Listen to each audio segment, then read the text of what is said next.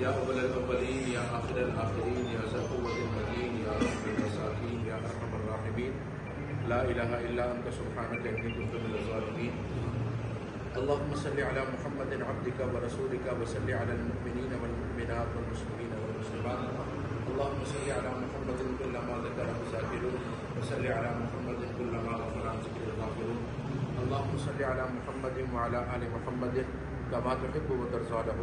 میرے مولا اس وقت ہم سب ایک نکاح کی تقریب میں جمع ہیں اور یہ تیرے نبی کی سنت ہے اور ہم نے کوشش کی ہے سنت کے مطابق ادا کرنے کی۔ میرے مولا اس نکاح کو قبول فرما، اس میں محبت نصیب فرما، اس میں اتفاق نصیب فرما، خاندانوں کو قرب کا ذریعہ نصیب فرما، دونوں خاندانوں میں محبت پیدا فرما، ناچاکیاں اتفاقیاں دور فرما، جو حاسدین ہیں ان کے حسد سے بچا، جو شر کرنے والے ہیں ان کے شرور سے بچا۔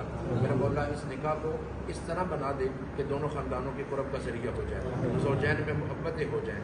میرے مولا تیرے نبی نے فرمایا تھا کہ نکاح دو دلوں کو جوڑنے کا باعث ہوتا ہے۔ میرے مولا ان کے دلوں کو جوڑ دے، ان کو محبت نصیب فرما دے، اچھا تعلق نصیب فرما دے۔ میرے مولا یہ نبی کی سنت ہے، ہم سب کو سارے احکامات اور سنت کے مطابق پورے کرنے کی توفیق نصیب فرما۔ نبی کریم صلی اللہ علیہ وسلم کی محبت نصیب فرما، صحابہ کی محبت نصیب فرما، اہل بیت کی محبت نصیب فرما۔